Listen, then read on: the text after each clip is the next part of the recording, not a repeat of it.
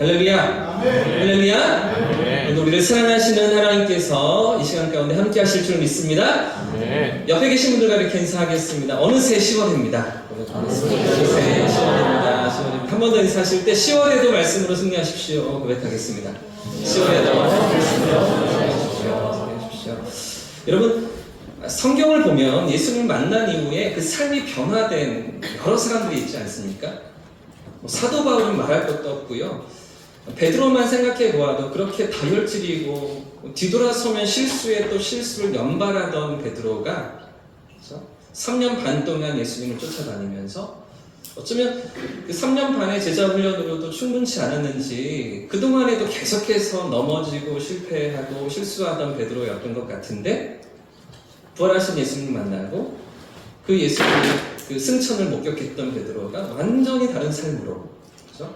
전혀 다른 모습으로 초대교회를, 예루살렘 교회를 섬기면서 하나님 앞에 쓰임 받았던 모습들을 우리가 보게 되지 않았습니까?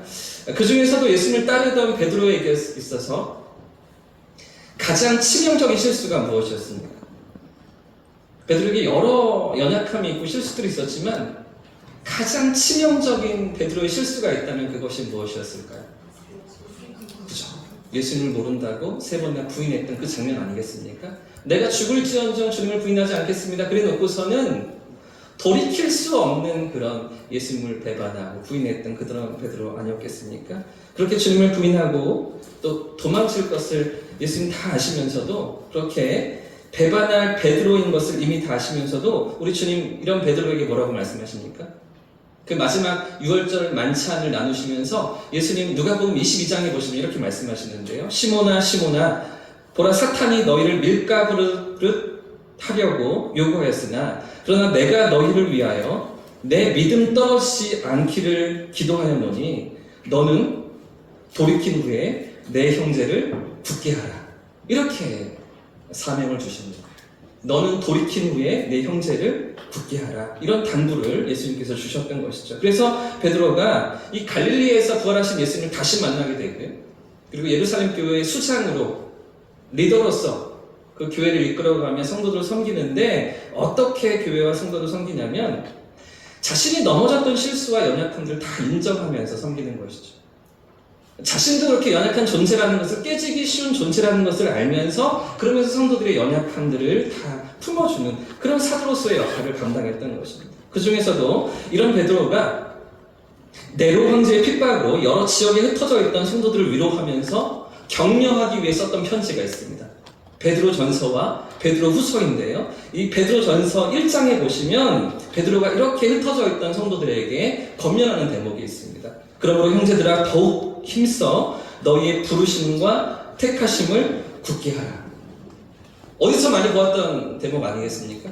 방금 제가 언급해드린 누가복음 22장에 너는 돌이킨 후에 내 형제들을 굳게 하라 하셨던 그 주님의 말씀을 늘 마음에 새기면서 그 로마 제국의 압제 속에서 여러 지역으로 흩어져 있던 성도들을 세우고 섬기는데 너희의 부르심과 택하심을 굳게 하라. 이렇게 그들을 섬기는 그런 역할로서 베드로가 쓰임받고 있었던 것이죠. 이게 변화된 베드로의 모습 아니겠습니까? 자, 그런가 하면 방금 우리가 읽었던 오늘 요한계시록 본문과 연결되어 있는 또 한 제자가 있습니다. 이 사람도 원래는 아주 다혈질의 성질이 급한 사람이었습니다. 어떤 아량이나 너그러움 같은 것들은 찾아보기가 쉽지 않은 그런 제자가 이 사람인데요. 아주 오히려 까칠하고 비판적인 성격을 가진 그런 제자였는데 이 사람이 누구일까요? 사도 요한입니다. 사도 요한. 처음 예수님을 따르기 시작했던 요한은 말 그대로 불같은 성격이었거든요. 인정이 전혀 찾아볼 수가 없는 그런 성품의 제자였던 것이죠. 그래서 마가복음 3장 말씀을 보시면 예수님께서 요한과 그 형제였던 야고보에게 별명을 하나 지어주시는데요. 야고보와 요한에게 뭐라고 별명을 지어주십니까? 우려의 아들이라고 별명을 지어주십니다. 천둥의 아들이라고 별명을 지어주십니다. 그렇게 성질이 불같고 다혈질이었던 사람 중에 하나가 요한이었던 것이죠. 자, 또 하나 누가복음 9장을 보시면 예수님과 그 제자들이 이 사마리아 한 마을로 이렇게 지나가게 됩니다. 그런데 그 사마리아 마을 사람들이 유대인인 예수님과 그 제자들을 보면서 받아들여 주지 않습니다. 영접하지 않습니다. 들어오시지 말라고, 우리 마을에서 떠나시라고 이렇게 거절했던 것이죠. 이런 장면들을 보면서 이 야고보와 요한이 뭐라고 말하는지 보십시오. 누가복음 9장 54절에 보시면 야고보와 요한이 이를 보고 이르되 주여 우리가 무엇을 명하여? 불을 명하여. 이전에 그런 경험들이 있었거든요. 예수님께서 주신 능력으로 그들도 이적을 나타내고 능력을 드러내는 일들이 있었거든요. 이번에도 우리가 불을 명하여 어떻게 해요? 하늘로부터 내려서 저들을 멸하라 하기를 원하십니까? 이게 누구라고요? 이게 사도 요한이었다. 그런데 이랬던 사도 요한이 시간이 지나자 어떤 사람으로 변화되어 있을까요? 주님께서 부활하시고 승천하신 후에 주님께서 제자들에게 맡기신 그 교회를 섬겨 나아가면서 예루살렘 공동체를 섬기면서 이 요한이 어떤 모습으로 변화되어질까요? 이 야고보는요, 제자들 가운데 12명 가운데 제일 먼저 첫 번째 순교자가 되고요. 그 형제였던 사도 요한은 가장 오랫동안 살아남아서 제일 마지막까지 주님의 교회를 섬겼던 그런 제자였는데요. 형제였던 야고보는 제일 먼저 죽고 사도 요한은 제일 끝까지 살아남아서 그래서 예수님을 증언하며 그 복음을 전하는 그런 사역들을 감당하는데, 이 사도 요한이 남긴 요한일서 같은 성경을 보면 끊임없이 강조하고 또 반복하는 내용들이 무엇이냐면 서로 사랑하라는 것입니다. 서로 사랑하라. 사랑하는 자들아 우리가 서로 사랑하자. 사랑은 하나님께 속한 것이니 사랑하는 자마다 하나님께로부터 나서 하나님을 안다라는 것이죠. 놀라운 변화가 일어나고 있는 것이죠. 예수님 만나기 전에 성품과는 전혀 상상도 할 수 없는 그런 삶의 변화가 베드로도, 그렇죠? 또 사도 요한도 일어나고 있는 것 아니겠습니까? 자, 그런데 사랑하는 여러분, 이런 사도 요한이 그의 삶의 가장 마지막에 섬겼던 교회가 어딘지 아십니까? 가장 늦게까지, 가장 마지막까지 살아남았던 사도 요한이 그 삶의 생의 마지막에 섬겼던 교회, 바로 에베소 교회입니다. 그 에베소에서 요한복음을 기록하고요, 요한 1, 2, 3서를 기록했던 그런 사도 요한의 마지막 삶이었는데요. 이 사도 바울이 세웠던 에베소 아니었겠습니까? 에베소 교회. 그런 에베소에서 생의 마지막을 맞이하면서 또 AD 90년에서 95년까지는 이 에베소에서 복음을 전하다가 당시에 도미티아누스 황제에 의해서 그 박해 때문에 이 반모라는 섬으로 쫓겨가게 됩니다. 반모 섬에서 유배를 당하게 되고 한 5년, 6년 정도 반모 섬에 머물게 되는데, 여기서 어떤 환상을 보게 되죠? 마지막 날에 대한, 마지막 때에 대한 환상을 보면서 무엇을 기록합니까? 오늘 우리가 읽고 있는 요한계시록을 기록했던 것이죠. 에베소에서 요한복음, 요한 1, 2, 3서, 그리고 반모섬에서 요한계시록을 기록했던, 그래서 이 에베소 교회와 사도 요한은 아주 긴밀하게 연결되어 있는 그런 관계인 것입니다. 오늘부터 우리가 에베소 교회를 시작으로 요한계시록에 나타난 7교회를 함께 살펴보기를 원하는데요. 사랑하는 여러분, 올해 우리 대형교회가 설립 몇 주년이라고요? 51주년입니다. 그래서 50주년을 기념하면서 작년에 다 치르지 못한 위임식도 진행하고요, 우리 권사님 은퇴식도 진행하고요, 또 장로님 장립식, 또 권사님 취임식, 명예 권사님 추대식까지 무려 5개의 임직식을 우리가 함께 이번 가을에 진행하게 되는데, 어느새 임직식을 앞둔 그런 10월입니다. 10월 28일 날 우리가 이 잔치를 치르게 되니까요, 이런 큰 행사들을 준비하면서 무엇보다 지난 50년을, 반세기를 이끌어오신 하나님의 은혜에 감사하고요, 또한 또 새로운 50년의 역사를 이끌어 가실 하나님을 기대하면서 우리 교회를 향한 주님의 뜻을 깨닫고 발견하는 이 시간 되시기를 예수님 이름으로 축복합니다. 우리 주님의 계획과 부르심 앞에 더 깨어나는 저와 우리 모두의 삶이길 축복합니다. 여러분, 사실 요즘 같은 시대에 세상 가운데서 교회는 어떤 모습으로 비춰지고 있습니까? 세상 사람들이 교회를 어떻게 평가합니까? 얼마 전에 나온 한국교회 신뢰도에 대한 여론조사를 살펴보니까요, 진짜 급속도로 이 신뢰도가 떨어지고 있는 것이 느껴지는 그런 결과들이 있었는데요. 교회에 대한 부정적인 인식이 심각해지고 있는 그런 상황입니다. 기독교 윤리실천운동본부에서 올해 1월에 설문조사를 했던 내용인데 19세 이상의 성인들 1000명을 대상으로 한국교회를 얼마나 신뢰하십니까? 라는 질문을 던졌던 것이죠. 자, 그러자 그 결과가 어떠했을까요? 자, 이랬었습니다. 보십시오. 잘 보이십니까? 글씨가 작아서 잘 안 보이시죠? 이렇게 색깔만 보시면 돼요. 색깔만. 자, 이렇게 왼쪽에 초록색이 신뢰한다는 내용입니다. 파란색이네요. 그죠? 왼쪽에 파란색이 신뢰한다라는 건데요. 위에 게요. 2020년도 설문조사고요. 아래 게 올해 1월에 했던 설문조사입니다. 파란색이 급격하게 줄어들고 있는데 2020년도에는 그래도 32%가 교회를 그래도 신뢰한다. 이것도 되게 터무니없이 낮은 숫자인데 올해는요 21%까지 떨어졌어요. 그러니까 10명 중에 8명은 교회 못 믿겠다. 더 나아가서는 교회 다니는 사람들 내가 믿을 수가 없다. 이렇게 반응하고 있는 것이죠. 신뢰하지 않는다는 어떻습니까? 주황색이잖아요. 오른쪽에 있는 주황색. 2020년도에는 60%가 신뢰하지 않는다였는데 올해는요 무려 74%가 한국교회에 신뢰할 수가 없다. 교회를 다니는 사람들 믿을 수가 없다라고 그렇게 반응했던 것이죠. 자, 그럼 다른 종교는 어떨까요? 다른 종교들에 대해서 사람들의 반응은 어떨까요? 다른 그래프입니다. 자, 보십시오. 맨 왼쪽에 주황색이 기독교이고요. 또 그 가운데 파란색이 천주교이고요. 또 초록색이 불교입니다. 자, 기독교도 막 줄어들고 있죠. 천주교도 줄어들고 있죠. 불교도 마찬가지입니다.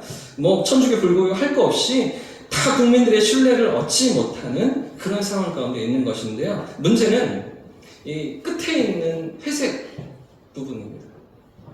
종교 없음이라고 응답하는 사람들, 더 나아가서 뭐 응답하지 않는 무응답의 그런 반응들이 폭발적으로 늘고 있다는 것이죠. 관심 없다는 것입니다. 종교에 대해서 전혀 뭐 생각도 없고 신경 쓰고 싶지도 않고 마음 줄 여유도 없다. 이런 무응답. 종교가 없다는 반응이 아주 폭발적으로 늘어나고 있는 이런 반응인 것이죠. 여러분 이게 어떤 이야기일까요? 이 설문조사가 우리에게 무엇을 말해주는 것일까요? 그만큼 사람들이 종교에 대해서 실증을 느낀다는 것이죠. 이 종교에 대해서 환멸을 느낀다는 것입니다. 실망하고 있다는 것이죠. 사람들을 위로하고 소망을 주어야 할 종교인데도 불구하고 오히려 피로감을 주고요. 짜증을 일으키고요. 스트레스를 유발하고 있는 것 같다라고 사람들이 느낀다는 것입니다. 여러분 이것이 오늘을 살아가는 대한민국의 현실입니다. 우리가 처해 있는 현실입니다. 너무나 안타깝지만 이런 삶의 자리에 우리가 던져져 있는 것이죠. 사랑하는 여러분, 그렇기 때문에 우리가 더 움츠려 들어야 할까요? 더 위축되어야 하는 것입니까? 그렇지가 않습니다. 오히려 우리 문제를 정확하게 인식하고 우리의 잘못이 무엇인지를 정확하게 인정하면서 이런 가운데서 우리가 어디로 가야 하는지, 이런 가운데 세상의 빛이라고 소금이라고 부르신 하나님의 인도하심이 어디에 있는지, 어떤 교회의 모습으로 이 땅 가운데 우리가 서야 하는지를 생각해야 하는 것이죠. 세상의 소망으로서 세워진 교회가 어떤 모습으로 서야 하는지 우리가 다시 고민해야 하는 것입니다. 사랑하는 여러분, 그 방향을 어디서 찾아야 할까요? 세상 사람들에게 교회가 어떤 모습이기를 원하느냐고 물어야 하겠습니까? 당신들이 기대하는 것이 무엇이냐고 확인해 봐야 하겠습니까? 그렇지가 않죠? 교회의 주인이신 주님께 물어야 하는 것입니다. 할렐루야! 주님의 뜻이 무엇인가를 우리가 다시 생각해 봐야 하는 것이죠. 아무쪼록 설립 50주년 임식식을 준비하면서 하나님께서 허락하시는 새로운 시대를 우리가 기대하고 꿈꾸면서 주님의 부르심 앞에, 주께서 맡기신 사명 앞에 다시 믿음으로 깨어나는 저와 우리 성도님들 되시기를 주님의 이름으로 축복합니다. 먼저 계시록이 기록되고 있는 이 1세기의 당시의 상황은 사도 요한이 로마의 도미티아누스 황제의 핍박 가운데 이 복음을 전하다가 반모라는 섬으로 유배되어 갔다고 아까 말씀드렸죠. 이 에베소에서 60km 정도 떨어져 있는 직선거리로요, 떨어져 있던 바다를 넘어 있는 섬, 반모 섬이었습니다. 그곳에 유배되어 있던 그런 사도 요한의 상황인데요. 그리고 그 섬에서 자신이 목회하던 사도 요한이 섬기던 에베소 교회를 비롯한 7개 교회를 향하신 주님의 음성을 지금 요한이 듣게 됩니다. 사실 당시에 이 7교회 말고도 에서버두 사빌라 7개 말고 더 많은 교회들이 있지 않았겠습니까? 가장 맏형격의 어머니 교회가 어디입니까? 예루살렘 교회잖아요. 그 다음은요, 이방 땅에 처음으로 세워진 안디옥 교회잖아요. 뭐 고린도 교회도 있고요, 뭐 갈라디아 교회도 있고요, 빌립보 교회도 있고요, 뭐 데살로니가, 로마 교회까지 여러 교회들이 있는데도 불구하고 왜 주님은 지금 이 소아시아 지역에 있는 7교회를 향해서 말씀하시는 것일까요? 왜 그 7교회만 딱 집어서 하나님께서 말씀하고 계시는 것입니까? 그 이유는 당시 유대인들에게 있어서 이 7이라는 숫자가 가진 의미 때문입니다. 7은 잘 아시는 것처럼 완전수이기 때문이죠. 이 7은 완전함 또는 전체를 가리키기 때문입니다.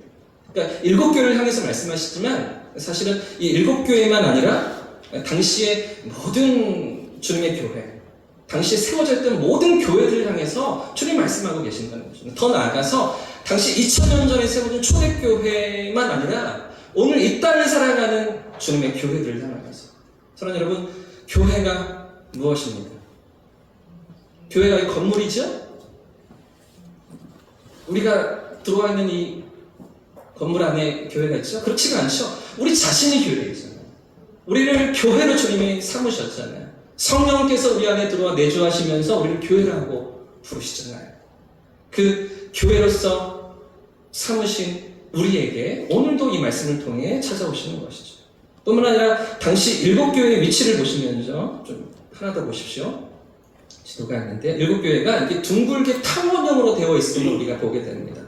이 에베소 교회를 시작으로 서머나 버가모 두아디라 계속해서 둥글게 이렇게 하나하나 교회가 연결되어 있는 것들을 보게 되는데 그런데 이 7교회들 가운데 가장 먼저 세워진 교회가 어디라고요? 에베소 교회입니다. 에베소 교회. 사도행전 18장 말씀을 보시면 이 바울과 실라가 2차 전도 여행을 다니다가 이 에베소 지역에서 복음을 전하게 되고요. 교회가 세워지게 됩니다. 자, 근데 그걸로 끝나지 않고 이 3차 전도 여행 때 바울과 실라가 다시 한번 에베소 교회를 찾아오면서 이 에베소 교회에서 무려 3년에 가까운 시간 동안 말씀을 가르치고 복음을 증거하고 교회를 섬기게 되는데 여기서 또 무엇을 세우게 됩니까? 에베소에 두란노 서원이라는 것을 들어보셨죠? 두란노라는 단어가 여기서 나오게 됩니다. 두란노 서원을 세워서 여기에서 말씀을 가르치고 제자들을 세웠던 것인데요. 자, 그럼 이 나머지 교회들은 어떻게 세워졌을까요? 에베소 교회는 사도 바울이 2년 반 동안, 3년 가까운 시간 동안 머물면서 교회를 섬겼다면 서머나 버가모 두아디라 사대 빌라드 이런 교회들은 어떻게 세워졌을까요? 많은 학자들이 예상하기를 이 에베소에서 바울의 가르침을 받고 복음을 경험했던 성도들이 자기 고향으로 돌아가 교회를 세우면서 서머나 교회, 버가모 교회도 세워졌을 것이다. 그렇게 바라보는 것이죠. 그러니까 에베소 교회가 서머나 교회를 세웠던 것입니다. 그렇죠? 그리고 에베소 교회와 서머나 교회가 그 다음 버가모 교회를 세우는 것입니다. 자, 이런 식으로 두아디라 교회까지, 빌라델피아 교회까지 이렇게 7교회가 세워졌던 것인데요. 이 복음의 능력이 그들 안에만 머물러 있지 않고 또 다른 영혼들을 섬기며 또 다른 지역에도 복음을 증거하는 이 교회로서의 사명을 에베소 교회가 감당했다는 것이죠. 사랑하는 여러분, 무슨 이야기입니까? 오늘을 살아가는 우리에게 하나님이 기대하시는 것이 무엇입니까? 이 시대를 살아가는 교회로 불러주신 우리에게 하나님께서 원하시는 바가 무엇입니까? 이 복음이 가진 생명력을 나누며 살아가기를 주님 원하시는 것이죠. 이 구원의 기쁨이, 구원의 감격이, 영생의 소망이 우리 안에서만 머물러 있는 것이 아니라 세상으로 흘러가고 죽어가는 영혼들을 살려내고 그 영혼들의 삶에 길을 비춰주고 영생의 소망을 전해주는 그런 교회로서의 삶으로 우리가 서 있기를 주님 원하시는 것입니다. 또 다른 영혼들을 살려낼 수 있기를 주님 원하시는 것이죠. 그것이 교회의 본질이고 교회의 사명이라고 주님 말씀하시는 것입니다. 사랑하는 여러분, 조금 전에도 말씀드렸지만 사실 요즘 같은 시대에 얼마나 복음을 전하는 것이 힘이 듭니까? 얼마나 부정적이고 냉소적인 분위기가 사회에 팽배합니까? 그래서 직장에서 교회 다닌다고, 예수를 믿는다고 학교에서 그렇게 말하기가 얼마나 민망하고 조심스러운 그런 시대를 우리가 살아가고 있습니다. 그러나 여러분 생각해 보십시오. 아무리 그렇다 해도 지금 우리가 당하는 어려움이 사도 요한 당시에 초대교회가 당했던 핍박보다 더 심각한 것일까요? 그보다 어려운 것입니까? 초대교회 성도들이 복음을 지키기 위해서, 이 복음을 전하기 위해서 목숨을 내놓았던 그런 것보다 더 위험천만한 일입니까? 그렇지가 않잖아요. 전혀 그렇지 않습니다. 아까 제가 말씀드렸던 사도 요한 당시에 로마를 다스렸던 이 도미티아누스 황제는 아주 괴팍한 황제였습니다. 지금까지 우리가 알기로는 로마의 네로 황제가 가장 나쁜 놈이고 가장 기독교를 박해했다고 우리가 알고 있는데, 사실은 그보다 더 극렬한 그런 박해를 가했던 황제가 이 도미티아누스 황제였습니다. 왜 그러냐면 이전의 모든 황제들은요, 이 황제들이 죽은 이후에 로마 원로원에 의해서 신으로 추앙받았습니다. 그러니까 황제가 죽고 난 이후에 사후에 로마의 신으로 그렇게 받들여졌던 것이죠. 이 선정을 베풀고 인정받을 만한 그런 황제였을 때 로마 제국을 지키는 수호신들의 목록에 그 황제들의 이름이 올려지면서 이제 로마 제국의 번영과 안녕을 베풀어주는 신으로 그렇게 경배를 받았던 것입니다. 그런데 이 도미티아누스 황제는요, 살아있을 때부터 죽지도 않았는데도, 이전에 그런 황제가 없었는데 자기 자신이 살아있는 신이라고 선포합니다. 그러면서 자기 이름을 딴 신전을 만들었습니다. 도미티아누스 신전을 만들어 놓고 시민들에게 경배하라고 절하라고 강요했던 것이죠. 자, 그런데 기독교인들은 어떻습니까? 그 앞에서 절을 합니까? 그 앞에 엎드립니까? 그렇지가 않잖아요. 그 신전 앞에서 절하기를 거부하죠. 목숨을 내놓을지언정 경배하지가 않았던 것입니다. 순교를 불사하면서 그 황제의 신상 앞에 절하지 않던 성도들인 것인데요. 이런 상황들을 이 도미티아누스 황제가 목격하면서 더욱 극심한 박해를 가했던 것이죠. 참을 수 없는 분노를 폭발하면서 기독교인들을 잡아 핍박하기 시작했던 것입니다. 사랑하는 여러분, 오늘 우리에게도 핍박이 있으시죠? 오늘 우리 직장에도 이런 어려움들이 있으시죠? 우리 가정에서도 예수를 믿는다고 막 어려움을 당하시죠? 그렇지가 않잖아요. 이 정도까지는 아니잖아요. 그런데도 왜 우리는 이 초대교회와 같은 복음의 능력을 나타내지 못하는 것입니다? 왜 오늘 우리에게는 그 초대교회와 같은 폭발적인 복음의 능력이, 위대한 복음의 능력이 나타나지 못하는 것입니다? 우리가 어디에서부터 우리 자신을 돌아봐야 하는 것일까요?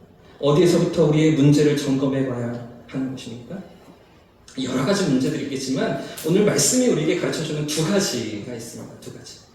오늘 우리가 다시 되찾아야 하는 이 두 가지를 함께 생각해 보면서 하나님 말씀 앞에 나아갔으면 좋겠는데요. 그 첫 번째가 무엇이냐면, 먼저 2장 1절 말씀을 같이 한번 읽어보겠습니다. 2장 1절 같이 읽습니다. 시작. 에베소 교회 사자에게 편지하라. 오른손에 있는 7뼈를 붙잡고 7 금초대 사이를 거니시는 이가 이르시되. 지금 가장 첫 번째 교회인 에베소 교회를 향한 주님의 말씀이 이렇게 시작되고 있죠. 지금 주님께서 오른손에 7뼈를 붙잡고 그리고 7 금초대 사이를 다닌다, 이렇게 말씀하고 계시잖아요. 그러면 이 7뼈이 무엇입니까?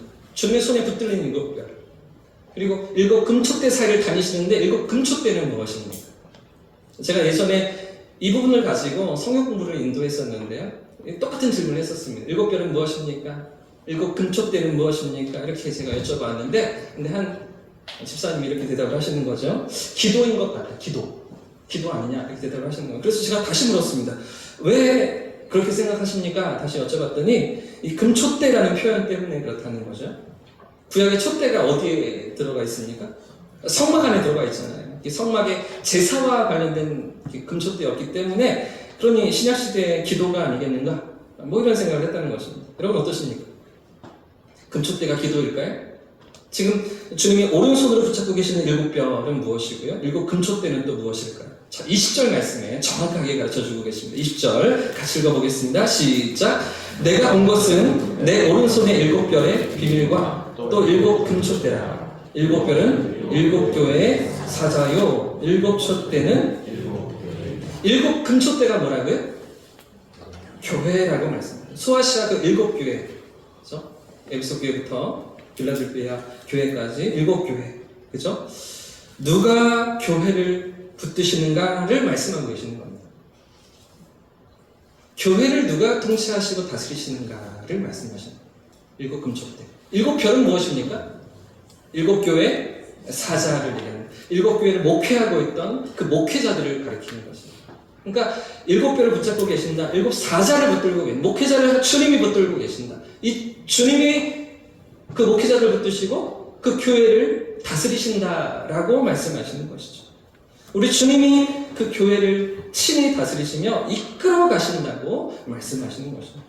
사랑하는 여러분, 우리 주변을 돌아보아도 왜 교회들마다 그렇게 분란이 많고 어려움이 많고 상처가 많이 있을까요?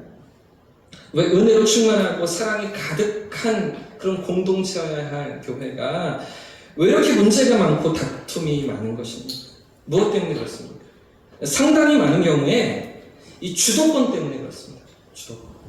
주도권 싸움을 하는 것이죠. 누가 힘을 가지느냐 하는 것입니다. 누가 교회를 좌지우지하느냐.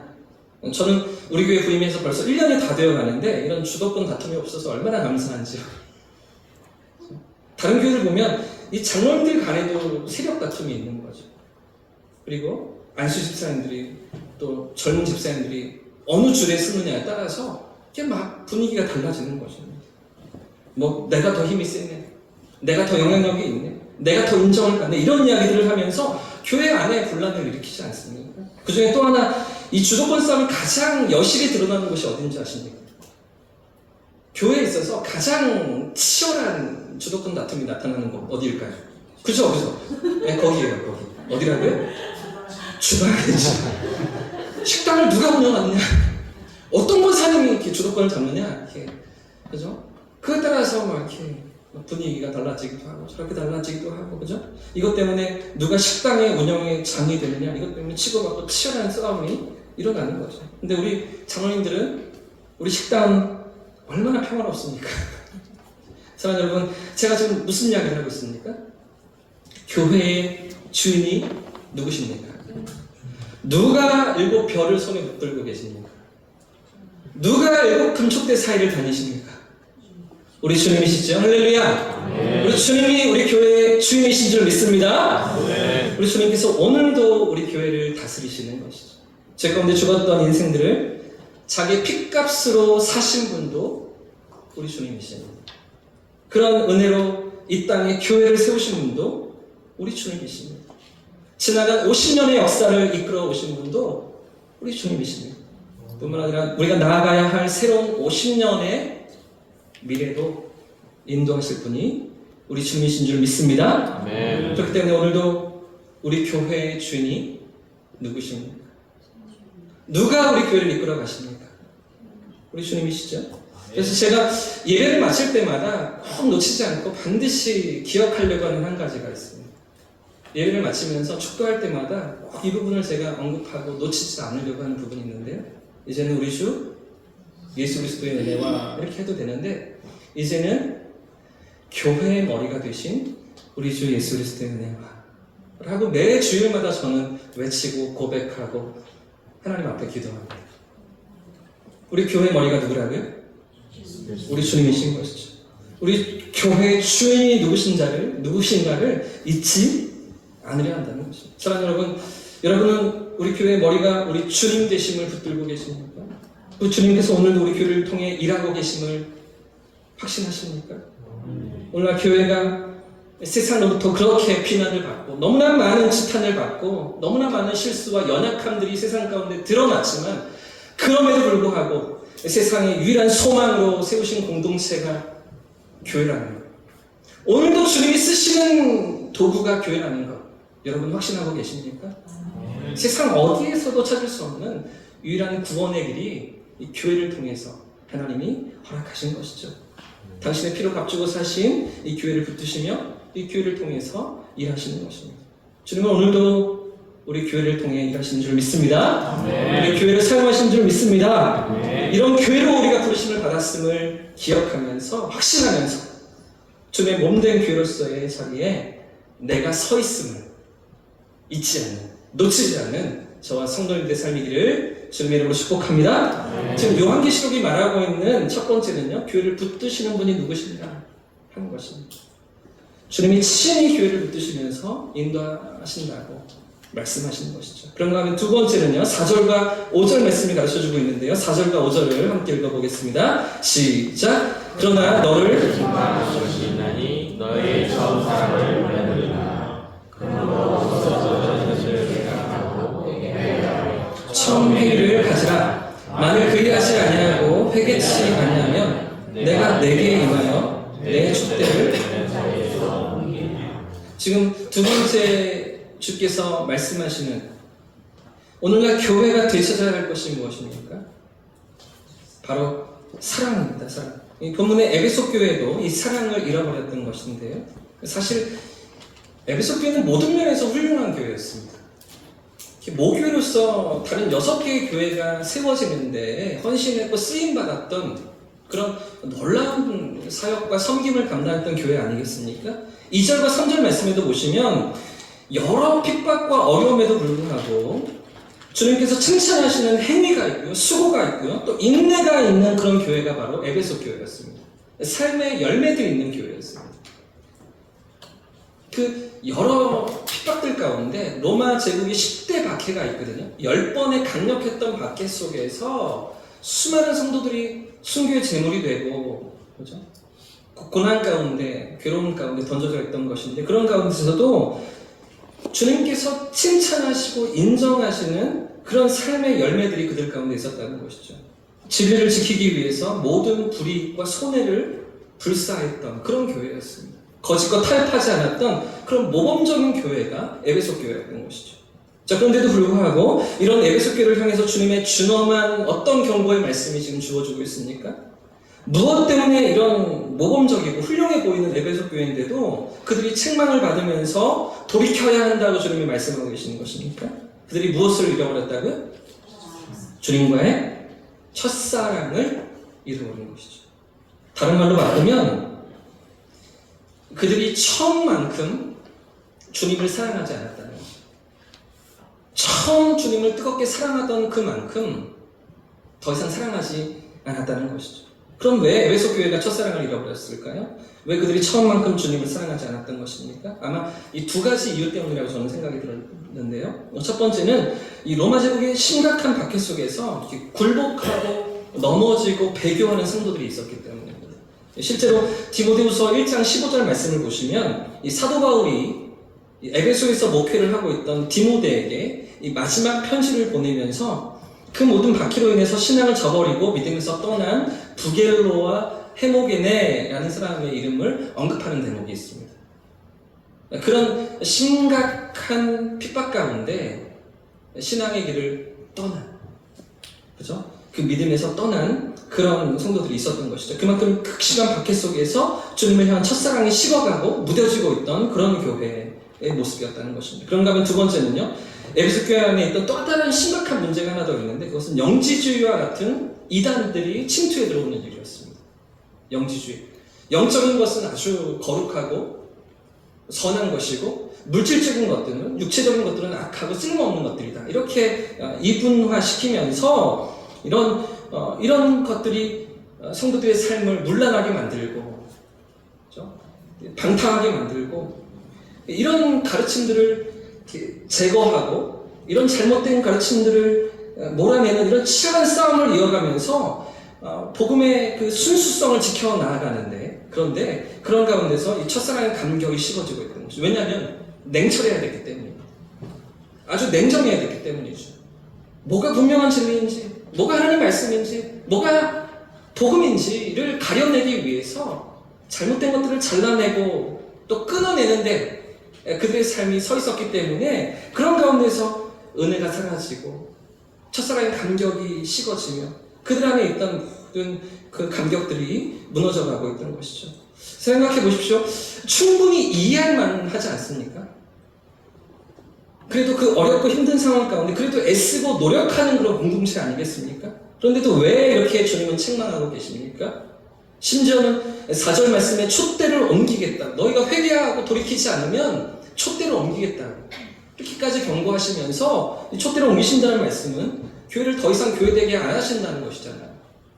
더 이상 너희를 사용하지 않겠다는 말씀이시잖아요. 근데 왜 주님께서 이렇게 강한 경고의 말씀으로 책망의 말씀을 그들 가운데 찾아오셨던 것입니까? 이유가 무엇일까요? 이 사랑이 무엇이기 때문입니까? 이 사랑은 교회의 심장이기 때문입니다. 할렐루야! 사랑이 무엇이라고요? 교회의 심장이죠, 심장. 사랑이 없이는 교회가 아무런 능력도 아무런 역사도 일어나지 않기 때문입니다. 사랑이 없이 교회는 아무것도 할 수가 없기 때문이죠. 사랑하는 여러분, 오늘날 교회도 마찬가지 아닙니까? 이 시대에 왜 이렇게 교회가 세상 사람들의 인심을 잃었습니까? 왜 이렇게 교회가 세상 사람들의 지탄을 받는 것입니까?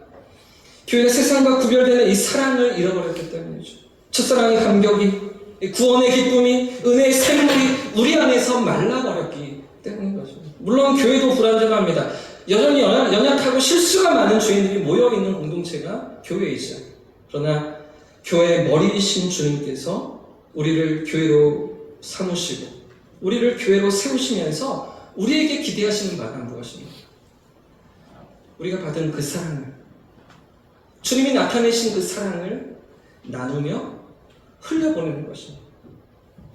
이 은혜를 나누고 이 기쁨을 전달하고 영원한 소망을 전하는 것, 이것이 오늘 교회로 우리를 삼으신 주님의 소원이신 것이죠. 우리를 향하신 주님의 이 부르심을 깨닫고 주님을 향한 첫사랑의 감격을 회복하며 세상 어디에서도 찾을 수 없는 사랑이 가득한 그런 교회로 우리 교회가 나아갈 수 있기를 주님 이름으로 축복합니다. 아멘. 주님과의 첫사랑이 먼저 우리 자신이 회복되어야 하는 것이죠. 그런 가운데 우리 안에 사랑이 흘러넘쳐야 하는 것입니다. 우리가 서로를 사랑하고 서로를 아끼고 서로를 존중하고 서로를 배려하며 서로를 용납하고 품어주는 그런 사랑의 공동체로 세워질 때 너희가 서로 사랑하면 세상이 내 제자인 줄 알리라 주님이 말씀하셨잖아요.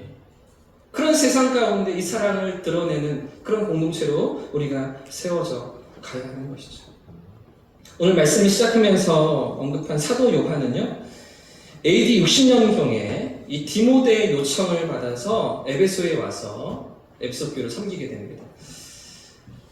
가장 먼저 두란노에서 사도 바울이 2년 반 동안 3년 가까이 이 에베소 교회를 섬겼고요. 그리고 나서 바울이 2차, 3차 계속해서 전도여행을 다니고 로마에서 복음을 증거하면서 이 에베소 교회의 책임을 믿음의 아들 디모데에게 맡겼습니다. 근데 AD 60년경에 이 여러 교회들이 생겨나고요. 또 소아시아 주변에 여러 교회들이 부흥하게 되면서 혼자 감당이 어려웠던 디모데가 예루살렘에 있던 사도 요한에게 요청을 합니다. 내려오셔서 저와 같이 목회를 도와주십시오. 그러면서 사도 요한이 에베소에 내려와서 이 교회들을 섬기게 되는데요.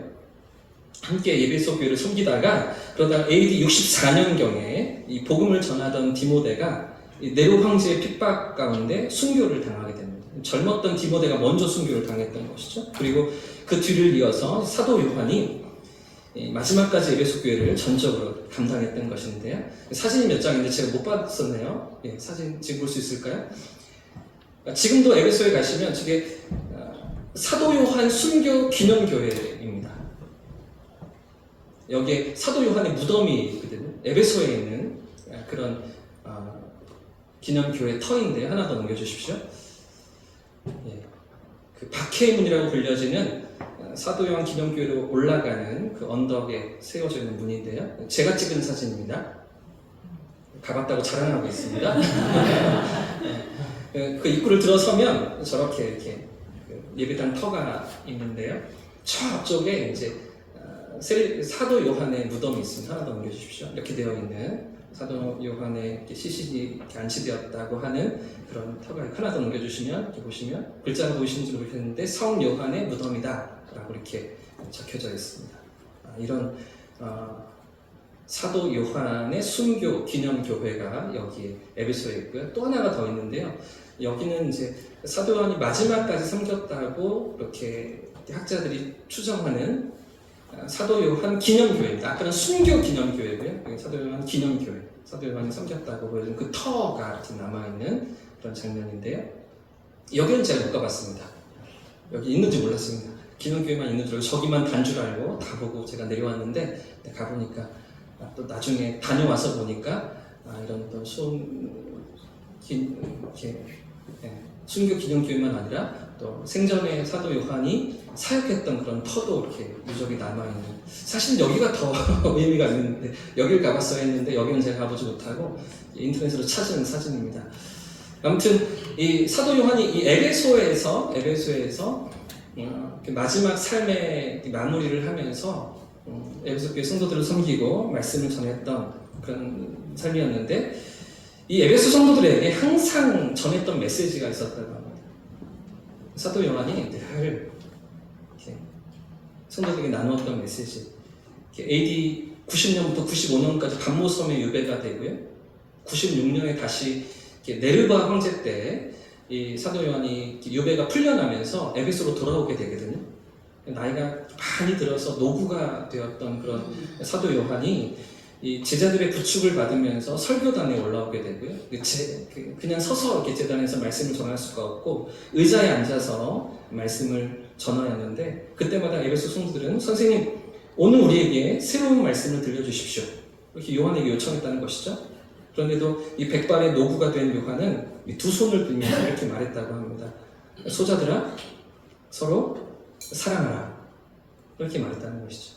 소자들아, 서로 사랑하라.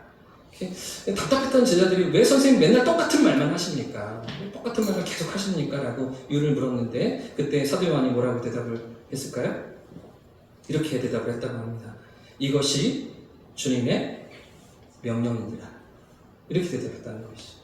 그 마지막 삶의 그 순간까지, 그 마지막 숨을 거둘 때까지 소자들아, 너희는 서로 사랑하라, 이렇게 외치면서 주님의 부르심을 받았던 사도 요한의 그 삶이었다는 것이죠. 사랑하는 여러분, 다시 첫사랑의 감격을 회복하는 저와 여러분의 삶이길 축복합니다. 교회로 부르시고 교회로 삼으시고 교회된 우리를 통해서 일하기를 기뻐하시는 하나님 앞에 다시 교회로서의 그 심장, 이 사랑을 붙들고 사랑을 회복하여서 이 사랑을 나누고 흘려보내는 은혜의 통로로 쓰임받는 저와 우리 모든 성도들의 삶이기를 예수님 이름으로 축복합니다.